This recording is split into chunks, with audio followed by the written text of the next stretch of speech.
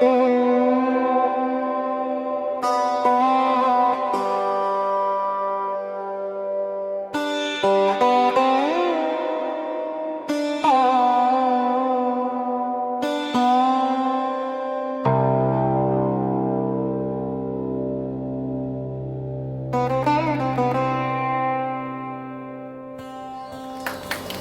I now invite Professor Aju K. Narayanan to deliver the commemoration lecture.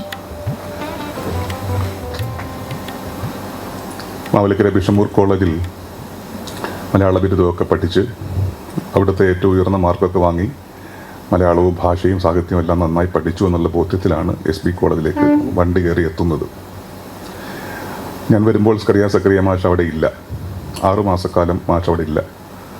മാഷ് ജർമ്മനിയിൽ പോയിരിക്കുന്നു എന്നുള്ള വാർത്തയാണ് കേൾക്കുന്നത്. എന്തിന് ജർമ്മനിയിൽ പോയി എന്നൊന്നും അവിടുത്തെ ഫോക്ക് സമൂഹം പറഞ്ഞു തന്നില്ല. മാഷ് എന്തിനോ ജർമ്മനിയിൽ പോയിരിക്കുന്നു. സാധാരണ മട്ടിലുള്ള ക്ലാസ്സുകൾ അവിടെ നടക്കുന്നു. ചില ക്ലാസ്സുകളിൽ കയറുന്നു, ചിലതിൽ കയറുന്നില്ല. അങ്ങനെ ചെറിയ എഴുത്തും വായനയൊക്കെ നടക്കുന്ന ഘട്ടത്തിലാണ് ഏതാണ്ട് 6 അടി പൊക്കമുള്ള ഒരു മനുഷ്യൻ ഒരു ക്ലാസ്സിലേക്ക് വരുന്നത്. രൂപപരമായി എൻ്റെ ഒരു പകർപ്പാണെന്ന് പെട്ടെന്ന് നമുക്ക് സ്വയം തോന്നുകയും ചെയ്തു. അദ്ദേഹമാണ് സക്കറിയ. ഞാൻ കാണുന്ന ആദ്യത്തെ സക്കറിയ അതാണ്. അപ്പോൾ സക്കറിയ മാഷ് വന്നു എന്നത് അറിഞ്ഞുകൊണ്ട് തന്നെ ഞങ്ങളുടെ ക്ലാസ്സിലെ കുട്ടികളും തൊട്ടപ്പുറത്തെ ഡിപ്പാർട്ട്മെൻറ്റിലെ ഇംഗ്ലീഷ് കുട്ടികളുമൊക്കെ ആ ക്ലാസ്സിലുണ്ട്.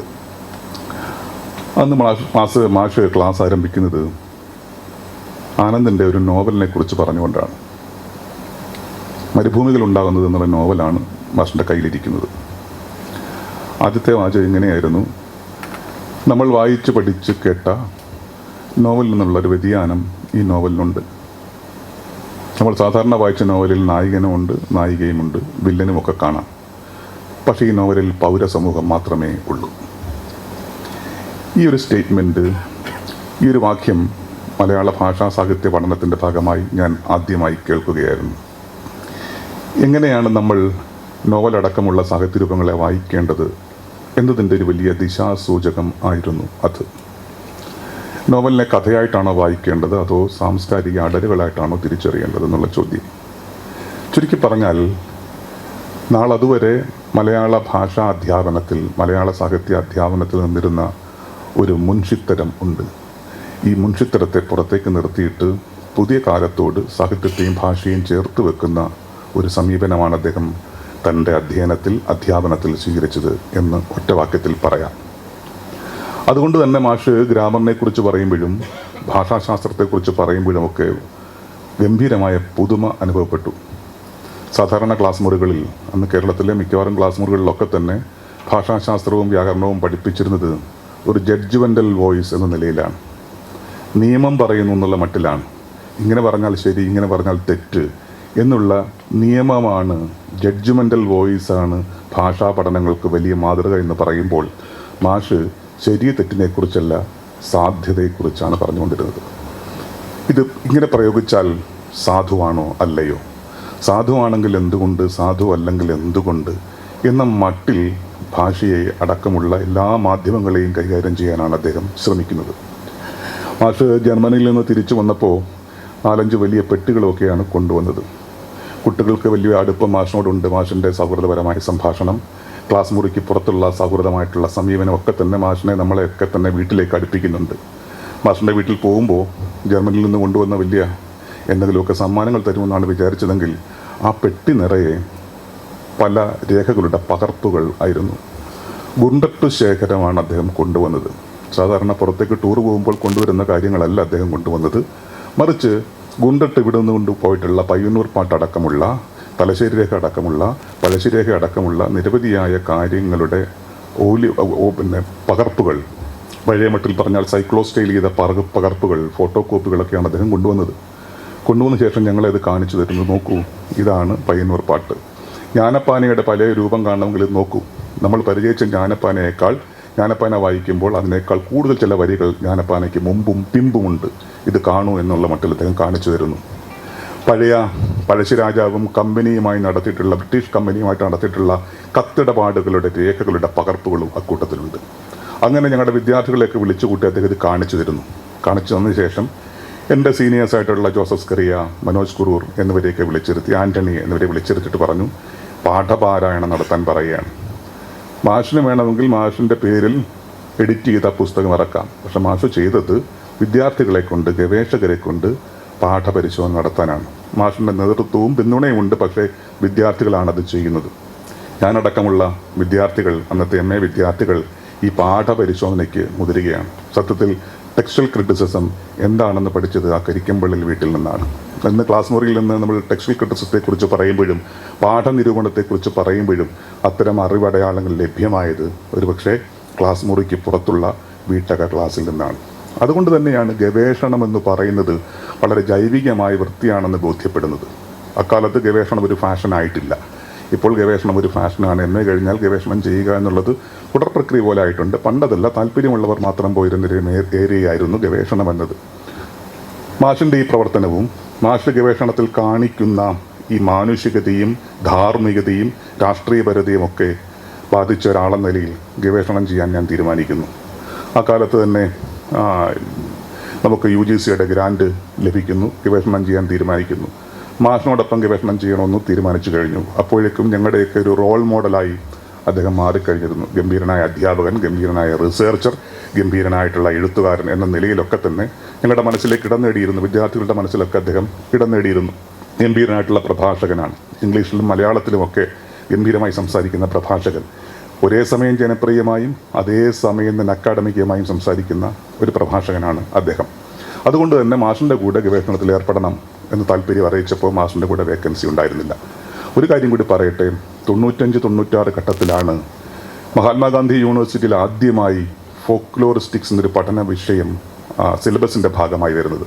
അത് പഠിപ്പിച്ചതും സക്രിയ മാഷാണ്. കുട്ടനാട്ടിൽ നിന്ന് വരുന്ന ഒരാളെന്ന നിലയിൽ എന്നെ സംബന്ധിച്ച് കുട്ടനാടൊക്കെ ഫോക്ലോറിൻ്റെ നാടാണ്.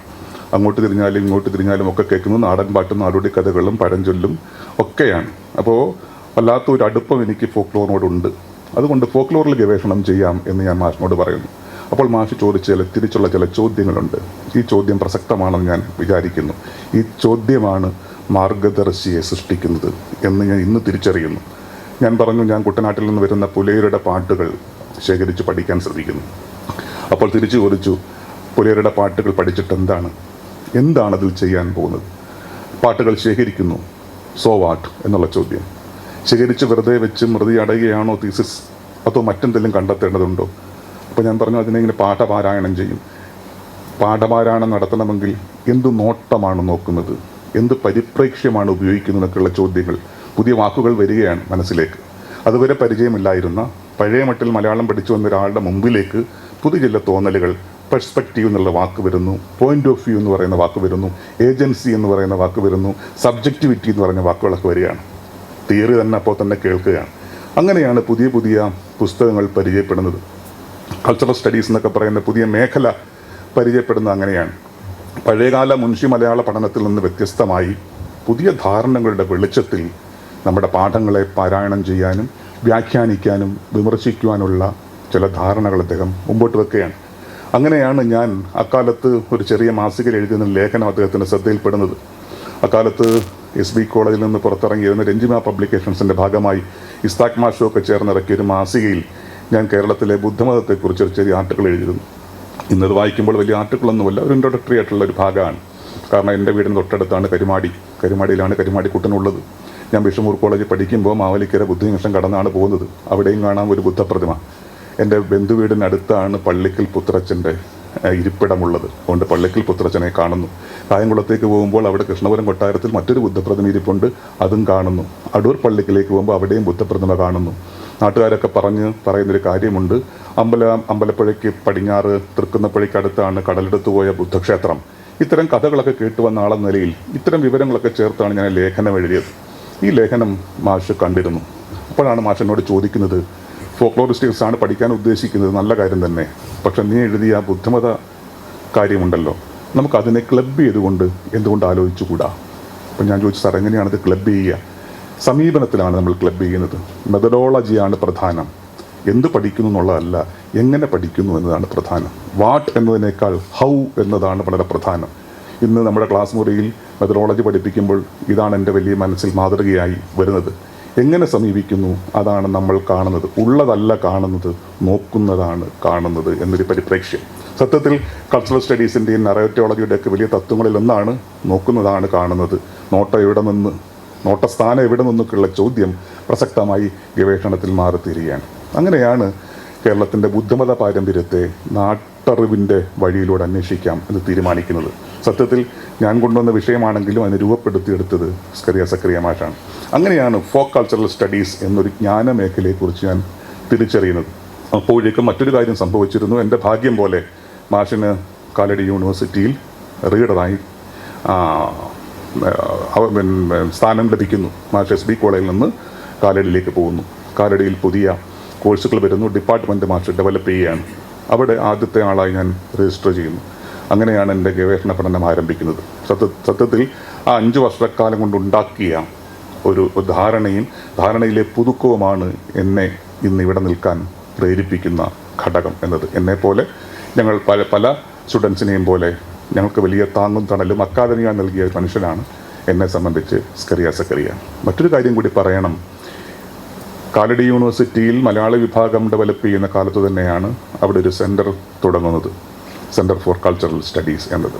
സത്യത്തിൽ കേരളത്തിൽ തന്നെ മലയാള പഠനം പുതുക്കുന്നതിൽ, നവീകരിക്കുന്നതിൽ, സമകാലികമാക്കുന്നതിൽ വലിയ പങ്ക് വഹിച്ച സ്ഥാപനം ആണത്. സ്ഥാപനം എന്നത് കെട്ടിട സമുച്ചയം മാത്രമല്ല, ആശയാവലികളുടെ കൂട്ടമാണല്ലോ സ്ഥാപനം എന്നത്. അവിടേക്ക് P. പവിത്രനെ പോലെ, സുനിൽ പിള്ളയുടെ പോലെയൊക്കെയുള്ള ആൾക്കാർ വന്നു ചേരുക വഴി അതിന് മറ്റൊരു അണ്ടർസ്റ്റാൻഡിങ് ഉണ്ടായി വരുന്നു. അന്ന് സ്കൂൾ ഓഫ് റിട്ടേഴ്സിലെ മാഷടക്കം P. രവീന്ദ്രൻ മാഷ്, VC ഹാരിസ്, ഇപ്പോഴത്തെ MV നാരായണ മാഷടക്കം അവിടെ വരികയും നിരവധിയായ ലെക്ചറുകൾ നൽകുകയും ചെയ്യുന്നത് എൻ്റെ ഓർമ്മയിലുണ്ട്. അങ്ങനെയാണ് സത്യത്തിൽ ഞങ്ങൾ വിദ്യാർത്ഥികൾ വളർന്ന് വരുന്നത്. അതോടൊപ്പം തന്നെ സംഭവിക്കുന്ന മറ്റൊരു കാര്യം, ചങ്ങനാശ്ശേരിയിലെ സാറിൻ്റെ കരിക്കമ്പള്ളിയിലെ വീട് ആസ്ഥാനമാക്കിക്കൊണ്ട് ഒരു അക്കാദമി കൂട്ടായ്മ ആരംഭിക്കുകയാണ്. തുടക്ക പ്രസംഗത്തിൽ വർഗീസ് ഇത് പറയുകയും ചെയ്തു, താരതമ്യ പഠന സംഘം എന്നൊരു സംഘം. സത്യത്തിൽ ആ പഠന സംഘം അദ്ദേഹത്തിൻ്റെ വിദ്യാർത്ഥികൾക്ക് പേപ്പർ അവതരിപ്പിക്കാൻ വേണ്ടി ഉണ്ടാക്കിയ ആഴ്ചവട്ട കൂട്ടം ആണ്. എന്നോടും ജോസഫിനോടും ജയയോടും സുമിയോടും ഒക്കെ മാഷ് പറയും, അടുത്ത ആഴ്ച വരുമ്പോൾ പേപ്പർ എഴുതി വായിക്കണം. മാഷ് ആരോടും കലഹിക്കാറില്ല, ഒറ്റ കാര്യത്തിൽ കലഹിക്കാറുള്ളൂ. അക്കാഡമിക് വർക്കുകൾ ഏൽപ്പിച്ചാൽ കൃത്യമായി ചെയ്തില്ലെങ്കിൽ സമ്പൂർണ്ണമായി കലഹിക്കും. വീട്ടിലേക്ക് കയറ്റുക പോലും ഇല്ല. അല്ലെങ്കിൽ നമുക്ക് ചോറ് തന്ന് രസിച്ച് മാഷിൻ്റെ കൂടെ ഇങ്ങനെ കറങ്ങി നടക്കുകയും ചെയ്യാം. പക്ഷെ ഇത്തരം കാര്യങ്ങൾ ചില വാശിപിടുത്തങ്ങളുണ്ട്. ആ വാശിപിടുത്തം പ്രധാനമാണ് എന്ന് ഞാൻ വിചാരിക്കുന്നു. അത്തരം വാശിപിടുത്തങ്ങളും ശാഠ്യങ്ങളും കൊഴിഞ്ഞു പോകുന്ന കാലത്താണ് നമ്മൾ സർവകലാശാലയിൽ ജോലി ചെയ്യുന്നത് എന്നതുകൂടി വൈരുദ്ധ്യാത്മകമായി ഞാൻ ഓർമ്മിക്കുകയാണ്. അങ്ങനെ ആഴ്ചവട്ട കൂട്ടം എന്ന നിലയിൽ ഞങ്ങൾ തുടങ്ങിയ ആ സംഘം മറ്റൊരു തരത്തിൽ വളർന്നാണ് താരതമ്യ പഠന സംഘമായി മാറുന്നത്. കേരളത്തിലുള്ള മിക്കവാറും എല്ലാ സ്കോളേഴ്സിനെയും മലയാള പഠനം എന്നത് ഒരു കൊറ്റ തുരുത്തല്ല എന്നും അതിന് സോഷ്യൽ സയൻസുമായി ബന്ധമുണ്ടെന്നും ഹ്യൂമാനിറ്റീസിലെ മറ്റ് ഭാഷകളുമായി ബന്ധമുണ്ടെന്നും ഇംഗ്ലീഷ് വിദ്യാഭ്യാസവുമായി ബന്ധമുണ്ടെന്നും ഇങ്ങനെ മറ്റ് വിജ്ഞാന മേഖലകളുമായി ഡിസിപ്ലിനുമായി ചേർന്ന് നിന്നുകൊണ്ടുമാണ് നമ്മൾ ധാരണയെ വളർത്തിയെടുക്കേണ്ടത്. സ്പെഷ്യലൈസേഷൻ ഓഫ് റീസൺ എന്ന് പറയുമല്ലോ. ബുദ്ധിവിസ്താരത്തിന് ഈ കൂട്ടിപ്പിടുത്തം ആവശ്യമാണ് എന്നുള്ള ധാരണയിലാണ് മാഷിൻ്റെ ഈ സെമിനാർ ഡിസൈനിങ്ങുകളൊക്കെ നടന്നത്. അതുകൊണ്ട് കേരളത്തിലെ വിവിധ ഭാഗങ്ങളിൽ നിന്നുള്ള സ്കോളേഴ്സ്, ഹിസ്റ്റോറിയൻസ് ആയിട്ടുള്ള MGS നാരായണൻ, MR രാഘവാര്യർ, വെളുത്താട്ട് കേശവൻ പോലുള്ള ആൾക്കാർ, പുറത്തുനിന്നുള്ള സ്കോളേഴ്സ്, ഗുരുക്കൾ മാഷ് പലതവണ വന്ന് ഞങ്ങൾ ക്ലാസ് എടുത്തത് എൻ്റെ ഓർമ്മയിൽ ഇപ്പോഴുമുണ്ട്. ഓണ്ടോളജിയെക്കുറിച്ചുള്ള ചില ലെക്ചറുകൾ, മാർട്ടിൻ ഹൈഡഗറിനെ കുറിച്ചുള്ള സെമിനാറുകൾ ഒക്കെ തന്നെ ഈ വിട്ടക സദസ്സിലേക്ക് കിട്ടുന്നത് വലിയ ഭാഗ്യമായി ഞങ്ങൾ ഇപ്പോൾ തിരിച്ചറിയുകയാണ്. അങ്ങനെ ഉണ്ടായി വന്ന ഈ കൂട്ടത്തിന് ഒരു സംഘടനാ സ്വഭാവം ഉണ്ടാകുന്നു. അങ്ങനെയാണ് അസോസിയേഷൻ ഫോർ കമ്പാരിറ്റീവ് സ്റ്റഡീസ് സംസ്ഥാപിക്കുന്നത്. അതിനൊരു മുഖവാക്യമുണ്ട്, വാദിക്കാനും ജയിക്കാനുമല്ല, അറിയാനും അറിയിക്കാനും എന്നുള്ള നാരായണ ഗുരുവിൻ്റെ വാക്യം എടുത്തിട്ട് അറിയാനും അറിയിക്കാനും എന്നുള്ള ഒരു മുഖവാചകത്തോടു കൂടി താപസം സംസ്ഥാപിതമാകുന്നു.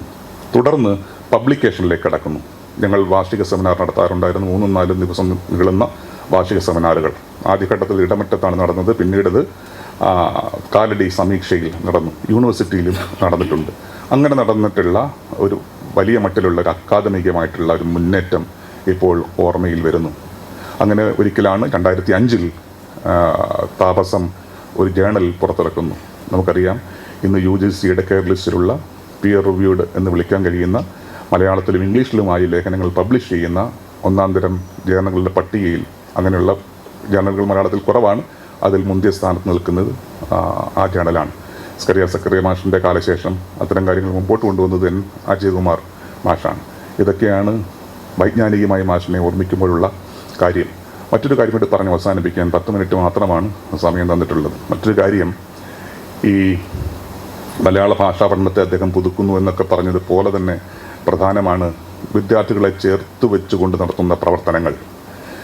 ജയാ സുകുമാരൻ എന്ന് പറയുന്ന ഒരു വ്യക്തി അക്കാലത്ത് മാഷിൻ്റെ കൂടെ റിസർച്ച് ചെയ്യുന്നുണ്ട് ട്രാൻസ്ലേഷൻ സ്റ്റഡീസിൽ. ഈ ട്രാൻസ്ലേഷൻ സ്റ്റഡീസിൻ്റെ ഒരു ആധികാരിക പുസ്തകം പുറത്തിറക്കുമ്പോൾ അത് എഡിറ്റ് ചെയ്യാൻ ഏൽപ്പിക്കുന്നത് ജയാ സുകുമാരനെയാണ്. മറ്റൊരു ഘട്ടത്തിൽ 500 വർഷത്തെ കേരളം ചില അറിവടയാളങ്ങൾ എന്നൊരു പുസ്തകം 1999 പുതിയ നൂറ്റാണ്ടിലേക്ക് കടക്കുമ്പോൾ ഒരു സമ്യക്കായിട്ടുള്ളൊരു വലിയ വോള്യം പുറത്തിറങ്ങുന്നു. അത് എഡിറ്റ് ചെയ്ത ഒരാളാണ് VJ വർഗീസ്. ഇങ്ങനെ വിദ്യാർത്ഥികളെ, യുവ ഗവേഷകരെ എപ്പോഴും കൂട്ടുചേർത്ത് വെക്കുന്ന ഒരു അനുഭവ പരിസരമാണ് ഡോക്ടർ സ്കറിയ സക്കറിയ എന്നത്.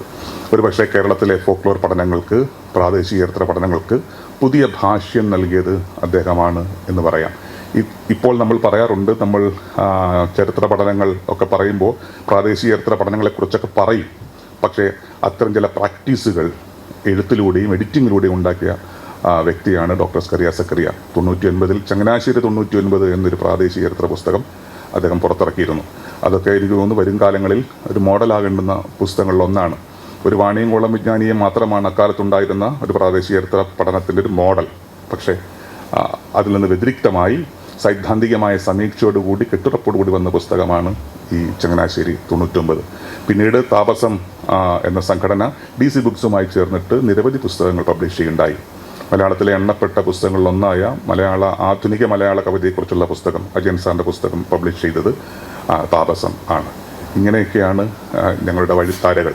സത്യത്തിൽ ഒരു വ്യക്തിയെ ഓർമ്മിക്കുമ്പോൾ ആ വ്യക്തിയെക്കുറിച്ച് മാത്രമല്ല ഓർമ്മിക്കുക, ഒരു പറ്റ മനുഷ്യരെക്കുറിച്ചാണ്, അല്ലെങ്കിൽ ഒരു കാലത്തെക്കുറിച്ചാണ്, ആശയാവലിയെക്കുറിച്ചാണ്, പ്രത്യയശാസ്ത്രത്തെക്കുറിച്ചാണ്, വിദ്യാഭ്യാസ കാലയളവിനെക്കുറിച്ചാണ്, ഒപ്പം കാൽപ്പനികതയെ സംബന്ധിച്ചും ആണ്. കാൽപ്പനികത ഒഴിച്ചു നിർത്തി പറയാനാണ് ശ്രമിച്ചത്.